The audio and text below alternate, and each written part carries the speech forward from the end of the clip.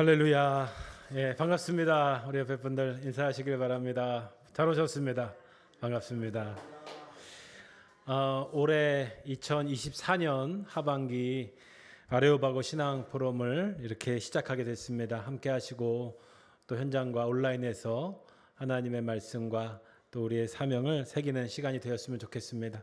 아레오바고 신앙 포럼은 우리 도림감리교회가 이렇게 시작되면서 하나님의 말씀과 또 이 시대의 문제를 함께 고민하면서 여러 가지 주제를 가지고 나아가고 있습니다. 우리 상반기 때는 우리 하나님의 말씀 성경에 대한 좀 집중적인 강해와 성경에 대한 이야기를 하고 있고요. 우리 하반기에는 좀 시대적이고 또 하나님의 이 믿음의 역사 또 여러 가지 사회적인 주제들을 함께 나누고 있습니다. 우리가 작년에 이제 코로나 이후에 작년에 하반기에는 우리 분별이라는 주제를 가지고 좀 우리 한국교회 최근에 여러 가지 문제가 되는 이단 문제라든지 사회비 문제들에 대해서 좀 저희가 잠시 건드려 봤고요. 근데 안타까운 건 1년이 지난 지금도 여러 가지 좀 사회적인 현상 또 우리 교회의 모습들이 많이 완전하지 못하고 서로 간에 아파하고 힘들어하고 있는 것 같습니다. 올해 주제는 리포메이션입니다.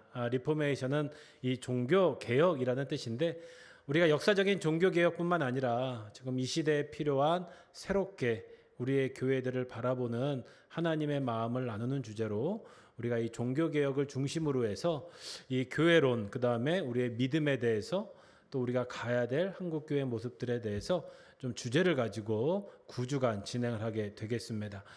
짧은 시간이지만 각 시간마다 많이 참여해 주시고요.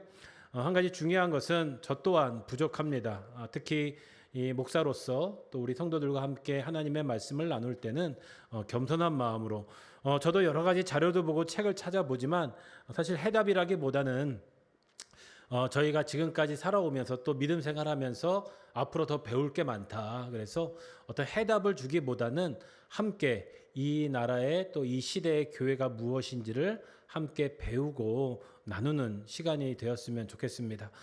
첫 번째는 제가 이 교회론, 이 종교개혁의 역사라는 중심을 가지고 좀 주제를 나누겠고요. 두 번째는 우리 조성돈 목사님하고 세 번째는 정요한 목사님께서 우리 한국 사회의 종교개혁에 대한 거, 또 우리 성도들의 이 신앙적인 종교개혁에 대해서 나눌 계획입니다. 여러분 끝까지 올 하반기 아레오바고 신앙 포럼을 통해서 유익한 시간이 되셨으면 좋겠습니다. 예, 이제 시작하면서 저희가 이 종교개혁이라는 주제에 앞서서 몇 가지 좀 서론적인 말씀을 드리도록 하겠습니다.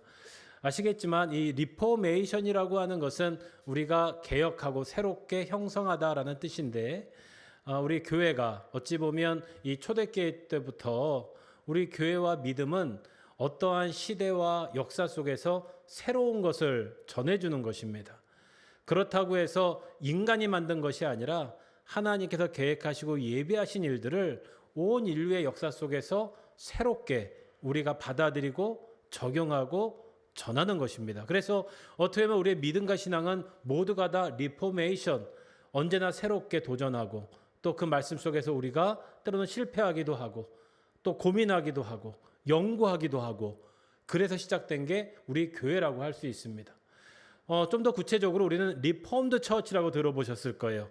이거는 사실 개혁된 교회라는 뜻입니다. 이 하나님의 교회가 리폼드, 어떤 여러 가지 역사와 또 어떤 하나님의 말씀 속에서 또 믿음의 영적인 그런 사역 속에서 개혁되어 왔습니다. 사실 교회는 끊임없이 개혁되어 왔습니다. 이거는 우리의 본질과도 같은 것입니다. 그래서 우리는 특히 이 프로테스탄트, 우리가 이 캐톨릭 보편적인 교회, 지금의 카톨릭이라고 부르지요. 거기에서 이 16세기의 종교개혁을 통해서 프로테스탄트, 그래서 물론 이 기독교는 유럽, 서양에서 시작됐기 때문에 물론 뿌리는 유대교지만 그래서 우리가 이런 것들을 통해서 우리 교회와 신앙생활의 모습을 좀 한번 알아보고 배워볼 필요가 있겠다는 것이죠. 그래서 저는 왜 종교개혁인가라는 걸 말씀드렸을 때 이 세 가지의 목적으로 함께 좀 기도했으면 좋겠습니다. 첫 번째는 우리의 믿음이 어디에서 왔는지 아는 것은 참 중요한 것 같아요. 이것이 없다 보니까 우리 한국교회가 너무 많이 믿음에 대해서 혼란스러워하고 있는 것 같습니다. 저 또한 무엇이 옳고 틀리다. 이런 옳고 그름의 문제만을 자꾸 강요하다 보니까 우리가 어디가 옳은지 참 분별하기 힘들 때가 있어요. 그럴 때는 우리가 하나님의 말씀을 봐야죠. 그리고 우리의 뿌리를 보고 우리가 객관적으로 때로는 이성적으로 그리고 하나님께서 주신 그 자유와 의지와 이성을 통해서 알아보는 건 참 중요합니다. 이런 것들이 틀리다 그러면 그건 대화할 수가 없어요. 그냥 나만 옳아요. 지금 이건 아니에요. 그게 아니라 그 전에 우리는 우리의 믿음이 어디에서 왔는지 또 우리는 완전하지 않습니다. 우리 교단이 완벽하지 않고요. 우리 한국교회가 완벽하지 않아요. 근데 우리는 너무나 근시안적인 걸 가지고 우리의 믿음을 그냥 정죄해 버립니다. 그것이 아니라 정말로 이 수천 년 동안 적어도 하나님의 창조 세계 이후부터 우리는 하나님의 그 말씀에 대해서 명령 우리가 순종하고 때로는 불순종하면서 여기까지 하나님의 마음으로 이어져 온 교회입니다. 그렇다면 우리는 이 믿음에 대해서 한번 좀 진지하게 고민을 해봐야겠다. 이거를 통해서 우리의 믿음이 어디로 가고 있는지를 좀 봤으면 좋겠습니다. 저도 작은 개척교회지만 우리가 이제 이 교회를 세우면서도 한 9년 동안에 이 시대적으로 너무나 많은 것이 바뀌었어요. 코로나 또 그 이후에 여러 가지 AI 시대 또 우리 다음 세대 문제 또 여러 가지 교회 문제들 이거를 통해서 우리가 우리의 믿음이 어디로 가고 있는지를 한번 이 말씀을 통해서 좀 봤으면 좋겠습니다. 그리고 마지막 세 번째는 그러면 우리의 믿음과 신앙생활은 어디로 가야 되는가? 우리가 그런 하나님의 말씀과 또 초대교회와 또 종교개혁과 지금 한국교회에 이르기까지 우리는 우리의 믿음을 어디로 가지고 가야 되는가? 여기에 대해서 우리가 이번에 아레오바고 신앙 포럼을 통해서 우리 잠시나마 함께 고민하고 기도하는 시간으로 준비됐습니다. 여러분들 함께 해주시길 부탁드리겠습니다. 제가 오늘 첫 번째는 이 성경에 대한 개혁의 내용입니다. 성경이 우리 리포메이션을 하기 전에 좀 성경에 대해서 우리가 좀 한번 그 뿌리에 대해서 한번 고민해보는 시간을 가질 텐데요. 여기에 있는 사진이 이제 보이시죠? 제가 이거를 어디서 찍은지 아십니까? 이 사진의 제목이 뭐였냐면 당근마켓에 올라온 사진입니다. 성경을 팝니다. 좀 아이러니하죠? 이 사진이 그거예요. 요새 당근 많이 하는데 뭔지 모르겠어요. 그냥 당근에 나와 있어요. 성경을 팝니다. 그래서 이렇게 올라왔더라고요. 여러분 우리가 지금 읽고 고백하는 성경을 어떻게 믿고 또 사랑하고 우리가 지키고 있을까요? 물론 우리는 하나님의 말씀을 절대적인 믿음의 기준으로 삼고 있습니다. 그런데 우리 성경이 어떻게 우리 손에 들어왔는지 또 누구는 성경에 대해서 이렇게 말하고 또 누구는 성경은 이렇게 봐야 된다고 그러는데 좀 헷갈리지 않으십니까? 그래서 오늘은 이 종교개혁의 첫 번째 이 성경에 대한 이 정경화의 과정에 대해서 한번 간단하게나마 좀 나눠보도록 하겠습니다. 사실 성경이라고 하는 것은 우리가 지금은 아주 쉽게 이렇게 주위에서 구하고 편하게 읽고 또 많이 보이니까 이게 그냥 너무 자연스럽게 생각될 텐데요. 원래 성경은 정말로 위대한 역사와 과정을 가지고 있습니다. 단순히 교회의 교리서를 넘어서 성경은 우리 인간과 우리 인류사의 가장 중요하고 신비롭고 어찌보면 가장 예언자적인 말씀을 가지고 있습니다. 여러분 지금 우리는 성경을 이렇게 한꺼번에 모여서 신구약 66권의 말씀을 이렇게 보고 있잖아요. 근데 원래 성경에 여러분 이 뿌리는 뭐냐면 지금 간단하게만 보여드리는데요. 이 고대 문서입니다. 고대 문서. 이제 파피루스라고 그러고 최근에 또 여러 가지 사본에 대한 논란이 있지만 그래도 우리는 아직까지는 이 쿰란에서 발견된 사해 사본 이거는 이제 구약의 거의 전체가 이 파피루스에 기록되어서 남겨 있는 것입니다. 여러분 이 성경의 역사에서 왜 이 사진을 보여드렸냐면 사실 성경이 지금까지 한 번도 끊어진 적이 없지만 지금 우리 손에 갖고 있는 것은 성경이 하나님의 말씀으로 정경화된 과정을 가지고 있다는 것입니다. 사실 우리 성경은 지금 번역된 것만 가지고 있어요. 이제 발견된 것은 고고학적인 그런 과제로 남아 있지요. 그러면 여러분 왜 우리가 성경을 성경이라고 부를까요? 영어로 뭐라고 되어 있죠? 바이블이라고 되어 있잖아요. 많이 들어보셨을 거예요. 이 북스라고 되어 있는데 바이블, 우리가 어느 때부터 이 성경을 성경이라고 불렀을까? 여러분 이것도 조금 궁금하시죠? 우리가 성경에는 구약과 신약이라고 하는 큰 두 개의 권으로 되어 있죠. 말 그대로 원래 구약이 먼저 있었겠죠. 그 다음에 신약이 붙어 있습니다.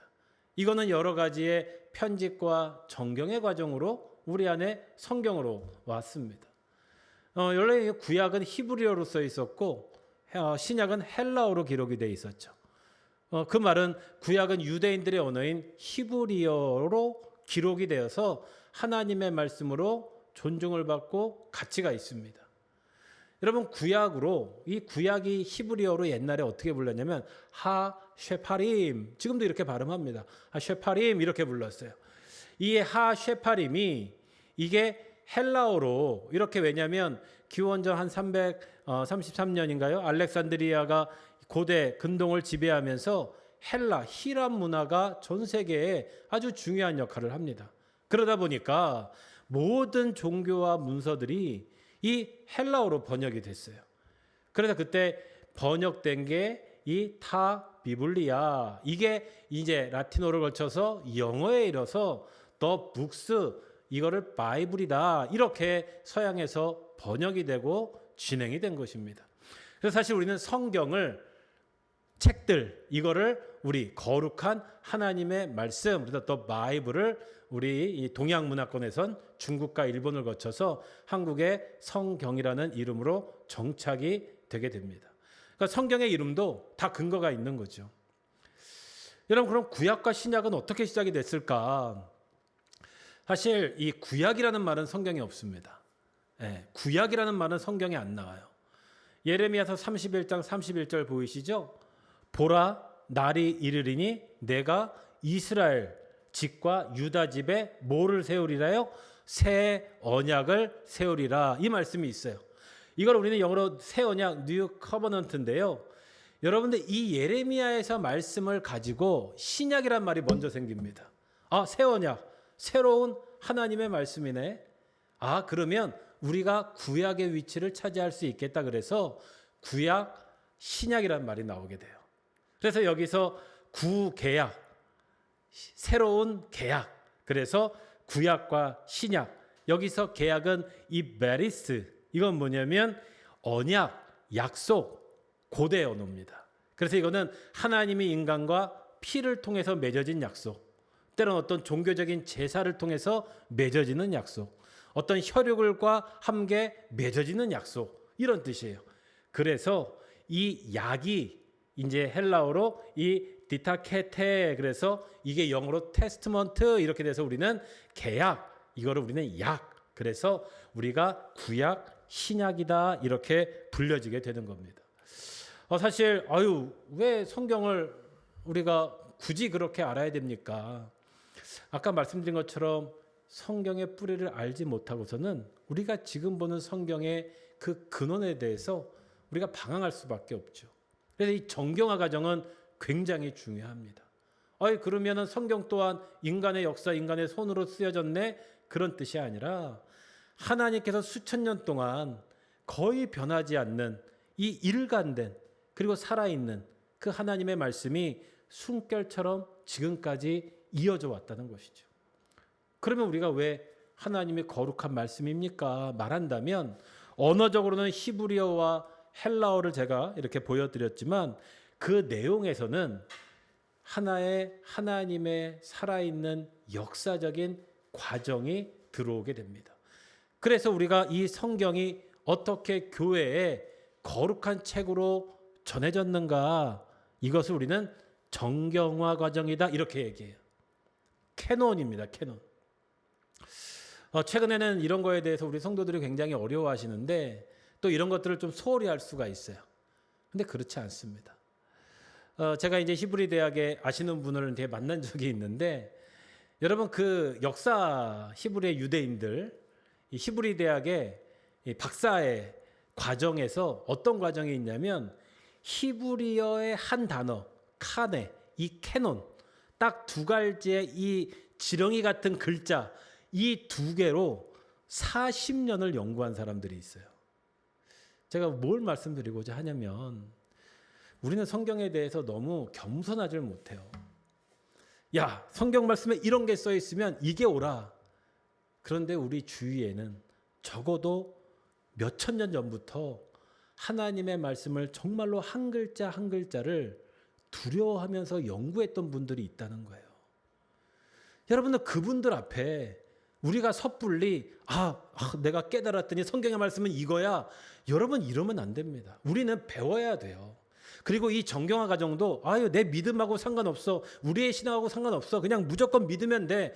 여러분 그게 아니라는 겁니다.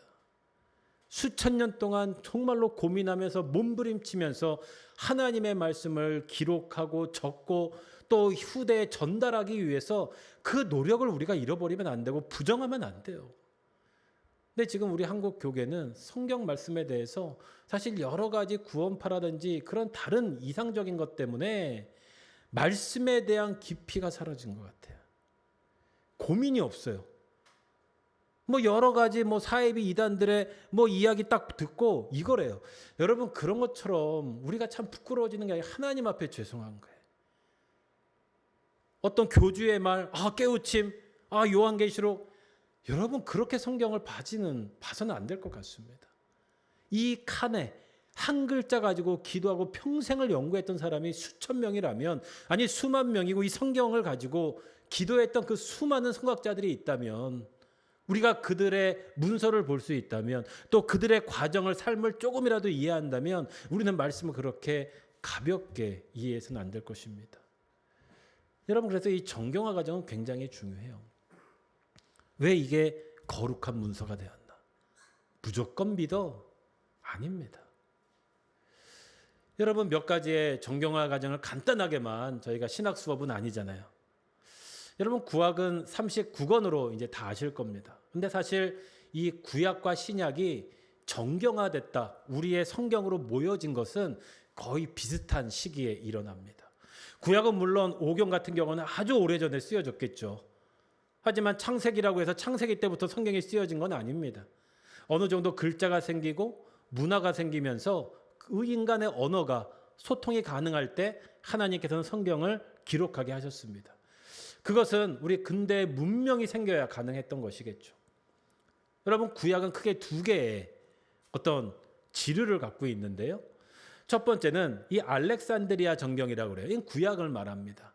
말씀드린 것처럼 이 알렉산더 대왕이 이 고대 근동을 다 지배하고 나서, 전 세계 지중해를 지배하고 나서 헬라 문화가 아주 딱 이 인류사의 중요한 역사가 되죠. 그때 이 헬라 문화에서 이 많은 학자들을 부릅니다. 모든 종교, 세계의 석학들을 그 지중해 도시 알렉산드리아에 딱 불러요. 이거를 헬라어로 다 번역해라.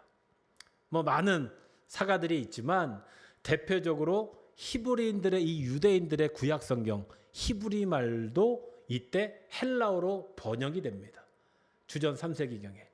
여러분 이거를 우리는 70인역이라고 그래요. 이거는 이스라엘 그 12지파의 6명씩 추출해서 70일 동안 했다, 이런 것들을 모였더니 아주 일치했다, 이런 여러 가지 설화들도 있는데, 하여튼 이 구약이 처음으로 헬라어로 번역돼서 글자와 문서화된 게 알렉산드리아 정경입니다. 헬라어 성경이에요. 근데 아시겠지만 이때만 해도 모든 문화와 아주 여러 가지 글자들이 있었기 때문에 이때 15개 또 여러 가지의 다른 문헌도 있어요. 하나님과 관련된, 유대교에 관련된. 그래서 그때 15개의 외경도 같이 번역하게 됩니다. 그래서 이 알렉산드리아의 전통에 따라서 이 70인역이 번역한 구약 말씀을 초대교인들은 이 성경을 보고 있었어요. 예수님도 이 성경을 알고 있었습니다. 제자들도. 그러니까 그들은 외경의 말씀도 읽고 있었던 거예요. 그러니까 알렉산드리아 정경이 초대교회가 사용했던 구약 성경입니다. 그리고 지금 우리 캐톨릭, 전 세계 로마와 동방, 서방 카톨릭도 이 알렉산드리아 정경을 전통을 이어받아서 외경이 그렇게 읽는 거예요. 그래서 많은 분들이 카톨릭하고 왜 개신교하고 틀려요? 여기서 유래가 된 겁니다. 여러분 아무래도 유대인들의 입장에서는 번역을 했지만 자기의 언어가 없어지는 게 기분이 안 좋았겠죠. 그래서 어떻게 했냐? 그들이 알렉산드리아 성경은 번역된 건데 우리가 히브리어 성경으로 다시 한번 모으자. 그래서 AD 90년경에 이 페르시아 쪽의 얌리아라고 하는 조그만 도시에 모여서 히브리어로 성경을 히브리어만 된 말씀을 모았습니다. 이거를 우리는 이 팔레스틴 정경 이렇게 부르게 돼요. 근데 특징이 뭐냐? 이 팔레스틴 정경은 헬라어로 번역된 15개, 그때 17개였거든요. 외경을 빼버립니다. 야, 이거는 히브리 언어가 아니야. 그래서 외경을 빼버리게 돼요. 그리고 나서 히브리어로 내려온 39권의 팔레스틴 정경이 생기게 됩니다. 그런데 아까 말했지만 카톨릭은 무슨 정경을 공부했다고 그랬어요? 알렉산드리아 정경. 유대인들은 히브리어로만 된 15개의 외경을 뺀 다음에 팔레스틴 정경. 근데 이게 우리 종교계에서 중요한 사건이 됩니다. 여러분, 이게 1000년 이상 카톨릭이 이거를 믿고 있다가 16세기에 이 루터를 통해서 종교개혁이 시발이 되잖아요. 그 전에 물론 여러 가지 이 카톨릭의 개혁에 대한 이야기가 있었지만 본격적으로는 루터가 이게 성공의 루터교 신부였잖아요. 근데 그게 신학자였습니다. 그래서 이 종교개혁자들이 하나님의 말씀을, 종교개혁은 뭐냐? 이 살아있는 하나님의 말씀을 우리 성도들에게 나누어 준다는 거예요. 여러분, 옛날에 헬라어, 라틴어 우리 교회 오면 성도들은 성경을 읽을 수 없습니다. 감히 읽을 수 없어요. 알아들을 수도 없어요. 저 높은 데서 교황이 그냥 라틴어로 읽어주는 거예요. 그럼 밑에서 그냥 졸면서 그냥 듣고 있는 거예요. 아무 뜻도 모르고. 그래서 성화가 발달된 거예요. 이 스테인글래스가 그래서 발달된 겁니다. 유럽 교회가. 여러분, 그러니까 이 종교개혁자들이 하나님의 말씀이 모든 백성들에게 들어가야 되는데, 여러분, 그때 또 발견된 게 인쇄술이에요. 그래서 이 루터라는 이분이 신학자니까 하나님의 말씀, 특히 구약을 독일어로 번역을 합니다. 모든 성도들이 읽을 수 있게. 여러분, 이거 엄청난 사건이에요. 여러분, 그 당시에 성경 한 권은 우리 성도들은 살 수도 없습니다. 루터가 이거를 번역하자 인쇄술로 성경이 퍼져나가기 시작해요. 근데 루터가 성경을 딱 선택하면서 뭘 했냐? 알렉산드리아 성경을 본 게 아니라 팔레스틴 정경을 번역을 합니다. 네. 그래서 우리 개신교는 외경이 없는 거예요. 아, 자기가 보니까 구약은 하나님의 유대인의 신앙 고백인 히브리어로 쓰여진 게 훨씬 더 정교하겠다. 그래서 개신교는 외경이 없이 팔레스틴 정경의 순서를 따라서 믿고 고백하고 있는 겁니다. 여러분, 이해하시겠죠? 그래서 신약교회는 헬라어로 된 구약 성경을 읽었지만 이것이 로마 카톨릭으로 이어졌고 종교개혁의 루터는 외경을 제외한 39권만을 정경으로 인정하게 됩니다. 그런데 또 순서는 알렉산드리아 정경의 순서를 따라서 지금 우리 개신교회 이 개혁 성경에는 오경, 역사서, 시가문학, 예언서 이렇게 성경으로 주어지게 된 것입니다. 제가 간단하게만 설명을 드렸는데 좀 복잡하지만 이 정도만 알고 계셔도 좋을 것 같아요. 근데 여기서 끝나는 게 아니라 이제 하나님의 말씀이 새롭게 살아나죠. 전 이거를 신약성서라고 생각이 돼요. 사실 신약성경도 구약시대하고 비슷하게 많이 읽혀지게 됩니다. 아시는 것처럼 그 당시에는 뭐 글자, 종이, 펜 이런 거 없어요. 얼마나 힘들게 글자를 쓴지 모릅니다. 여러분, 이제 구약시대가 지나고 예수 그리스도의 오순절 성령 강림 이후에 교회가 시작되잖아요.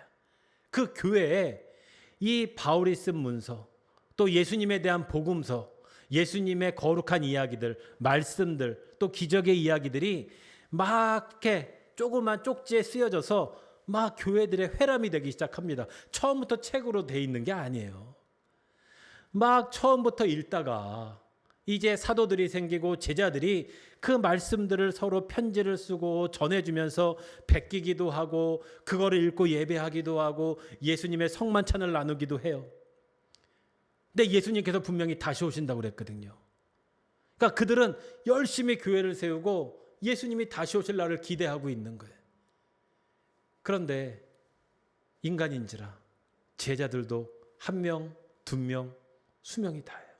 순교로 죽고 나이 들어서 죽고 저 요한은 반모섬에서 이제 순교하고 이거 어떻게 해요?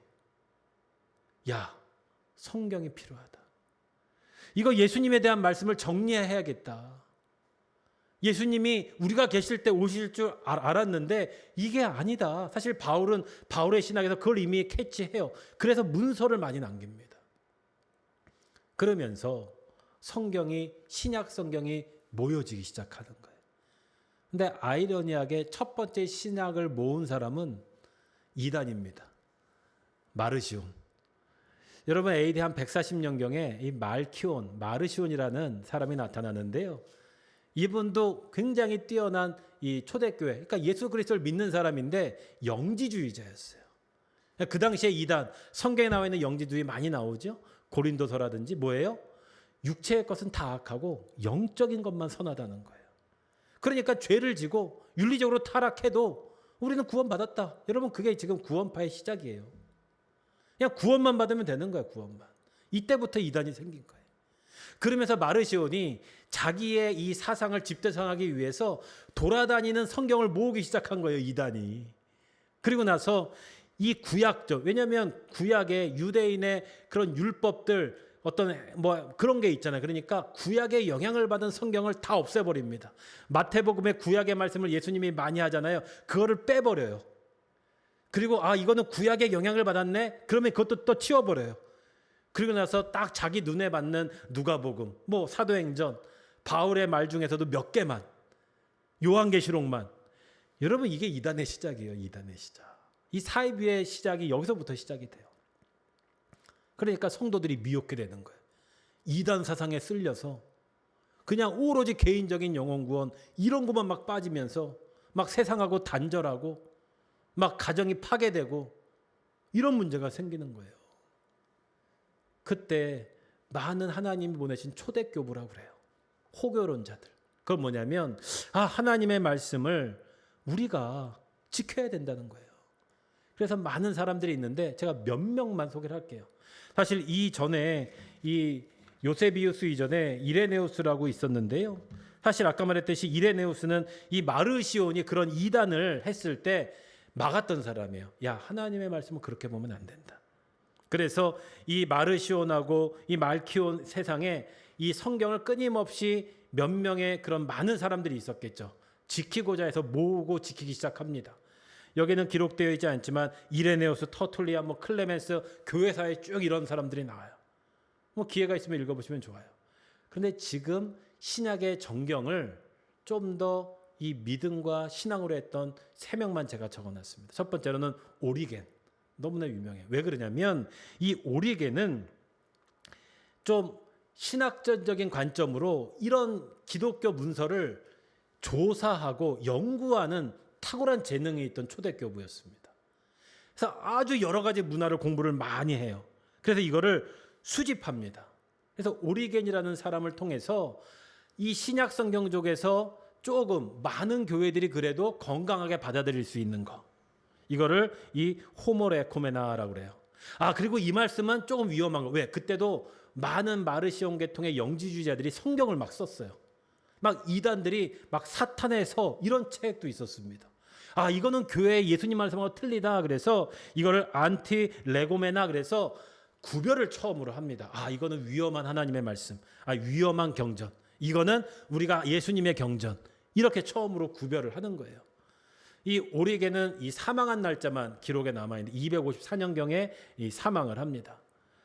그 다음에 유세비우스는 그 오리겐의 전통을 이어가서 이 히브리어서 여러 가지 공동서신 저자가 애매한 거 이런 것들을 지금의 신약 성경을 어느 정도 만들어요. 그리고 가장 중요한 이 아타나시우스. 사실 이분은 이 알렉산드리아의 감독, 그 당시의 감독도 이 교회의 지도자라고 보시면 됩니다. 이분이 종교회의를 몇 차례 열어서 실질적으로 이 397년 카르타고 종교회의에서 지금 우리가 읽고 있는 신약의 성경을 거의 정하게 됩니다. 사실 이 신약의 정경화 과정은 거의 역사적으로 바뀐 적이 없어요. 그런데 아까 말한 것처럼 끊임없이 여러 가지 이단의 문서들이 발간이 됩니다. 끊임없이 종교회의들이 모여서 하나님의 말씀을 지키는 역사가 사실 신약 성경의 역사고 그걸 2000년 동안이나 해왔던 거예요. 여러분 이런 걸 보면 우리가 지금 가지고 있는 성경이 얼마나 위대하고 깊은지를 알 수 있겠죠. 오늘 세 번째로 저는 이 성경이 역사를 개혁하다라는 말씀을 좀 드리고 싶어요. 이건 우리 한국 교회의 이 성경이죠. 여러분 이런 역사 속에서 끊임없이 성경은 번역되고 지금까지 우리 손에 전해지고 있습니다. 뭐 최근에 킹 제임스 번역 좀 논란이 있는데 많은 번역의 일부분이 여러 가지 킹 제임스 버전, 뭐 흠정역이라고 그러죠. 그다음에 라틴어를 번역한 거, 히브리어를 번역한 거, 뭐 영어를 번역한 거, 헬라어를 번역한 거. 지금 우리가 보고 있는 개역 개정판은 가장 원어에 가까운 히브리어와 헬라어로 번역한 것에 근거를 두고 있습니다. 그래서 어느 좀 위험한 곳은 우리 번역본만 옳다. 다른 거는 역사 속에서 왜곡된 거다. 뭐 사탄의 영이 들어갔다. 여러분 제발 그런 건 믿지 마세요. 그건 아무도 모릅니다. 그냥 우리는 연구한 연구자들의 말씀에 따라서 순종하는 밖에 없어요. 우리가 어떻게 그걸 다 압니까? 여러분 우리나라에도 하나님 말씀을 전해진 거를 그렇게 지식으로 전해진 게 아니에요. 여러분 몇 가지만 좀 보면 사실 우리나라에는 이 교회보다 성경이 먼저 들어왔어요. 여러분 우리나라에 이 원래 두 번째지만 공식적으로 선교사의 신분으로 첫 번째로 온 사람은 이 토마스 선교사라고 들어보셨을 거예요. 로버트 저메인 토마스. 여러분 이분이 중국에서 선교사로 런던 출신, 웨일스 출신입니다. 이분이 선교사로 결단하고 나서 중국으로 선교를 왔는데 이 아이가 유산하면서 자기의 부인이 죽어요. 그때 이 선교사가 방황을 해가지고 선교사를 포기합니다. 그래서 중국에 한 세간에 취업을 해요. 영어를 잘하니까, 외국 사람이니까. 그때 한국에서 건너온 그때 한창 천주교 박해가 심했거든요. 한국의 이 박해 상황을 듣고 다시 선교사로 결단해요. 그래서 1865년에 한국에 1차로 원래 들어옵니다. 그때 한국 한문으로 된 성경, 구약 성경을 가지고 들어와요. 여러 가지 이유로 다시 중국에 돌아왔다가 1866년에 본격적으로 선교의 사명을 가지고 성경을 들고 한국에 들어오는데 여러분 이때는 굉장히 핍박이 심했을 때죠. 이때 이 미국의 유명한 그 저너럴 셰머노 이거는 상선이죠. 이 배를 타고 중국에서 통역관으로 들어와요. 선교사가 아니라 취업을 해가지고 몰래 한국에 들어오는 겁니다. 그래서 충남에서부터 서산으로부터 대동강까지 따라가요. 여러분 이때 이 상선이니까 한국에서는 이때는 세국전쟁을 졌기 때문에 돌아가라. 근데 이 저모런 상선호가 돌아가지 않고 싸움을 합니다. 막 대포를 쏘고. 근데 이 대동강물이 낮아지면서 좌초돼요. 그때 그 대동강에서 뭐 여러 가지 인물들이 실제로 나오는데 그 저너럴 셰머널의 화음포를 쏴서 다 죽이게 됩니다. 이때 이 토마스가 통역관으로 가서 대동강에서 순교했다는 이야기가 나오죠. 여러분 그때 이 토마스 선교사를 처참히 죽였던 사람이 박충건이라는 사람이에요. 약간은 극한은 됐지만 실제 이 박충건이 토마스가 준 성경을 가지고 회심을 하게 됩니다. 그리고 나서 말씀으로 하나님을 믿는 사람이 생긴 게 한국 교회 시작이라고 되죠. 여러분 그때 우리나라들이 얼마나 여러분들 어찌 보면 힘들었어요. 조선시대죠. 이때 개혁의 시대의 기독교에 보면 한국의 박용효라든지 이 성각자들이 이 외국의 선교사들에게 제발 우리나라를 살려주십시오. 우리나라가 사는 길은 기독교화와 교육밖에 없습니다. 여러분이 간단하게 보면 선교사들이 이 나라에서 할 일은 얼마든지 있습니다. 우리 백성이 지금 필요로 하는 것은 교육과 기독교입니다. 그래서 일본과 중국에 있는 많은 우리 나라를 걱정하는 사람들이 선교사들에게 기도를 부탁하고 지원을 요청해요. 이때 이우정이라든지 많은 사람들이 그곳에서 한국의 성경을 번역합니다. 여러분, 우리 한국의 교회는 먼저 말씀이 들어온 교회예요. 여러분, 1882년에 이미 마가와 누가복음이 번역됐고요. 1885년에 언더우드와 아펜젤러가 선교사가 처음으로 우리 땅에 들어옵니다. 물론 그전에는 재중원이라든지 의사의 신분으로 들어왔지만 공식적으로 교단이 1987년에는 예수 선교전서라고 해서 처음으로 통합된 말씀이 신약이 번역이 되고요. 1895년에는 이 조선과 기독교, 여러분 이때는 굉장히 우리 한국 1년 동안에 청일전쟁으로 우리나라가 쑥밭이 되고요. 막 질병이 돌고요. 일본이 한국을 먹기 위한 민비시해가 일어나요. 여러분 이때 고종 황제가 선교사들에게 부탁합니다. 자기를 지켜달라고. 여러분 이게 지금 한국의 현대사예요. 여러분 1898년에는 이 피터스 이 천주교에서 구약을 번역하기 시작하고요. 1910년 그리고 1911년에 처음으로 그 다음에 1938년에 개역 한글 성경이라고 그래서 구약과 신약이 한꺼번에 다 모여서 한국의 성경으로 들어오게 돼요. 여러분 그 창세기 1장 3절의 말씀을 제가 최대한 옛날에 문자로 좀 기록해 봤어요. 그때 번역된 한국의 그 말씀의 씨앗입니다. 태초에 하나님이 천지를 창조하시니라. 따시 혼돈하고 공허하며 흑암이 깊음 위에 있고 하나님의 신은 수면에 운행하시니라. 하나님이 사라사대 빛이 있으라 하심에 빛이 있었고 그 빛이 하나님 보시기에 좋았더라. 여러분 이때 한국의 성경에 구약이 이렇게 딱 번역이 되기 시작합니다. 여러분 오늘 이 간단한 이 성경의 정경화 과정과 우리 한국의 성경의 전례를 보면서 여러분 이 당시에 우리가 이 하나님의 말씀을 가지고 어떻게 시대를 살아갔는가? 여러분 이게 바로 종교개혁의 정신이에요. 이 하나님의 말씀을 얼마큼 소중했는가? 이들은 철저하게 말씀대로 살려고 노비든 또 때로는 과부든 가난한 자든 백정이든 말씀대로 살려고 노력했어요. 그들의 삶이 변했어요. 이 말씀의 씨앗이 들어서 가정이 바뀌고 문화가 바뀐 거예요. 근대화가 시작됐고 우리가 지금 이렇게 먹고 살게 된 거예요. 여러분 그들은 이 성경을 통해서 그의 믿음을 진실하게 고백했습니다. 어느 문자 하나 가지고 싸우고 그런 적이 없어요. 말씀대로.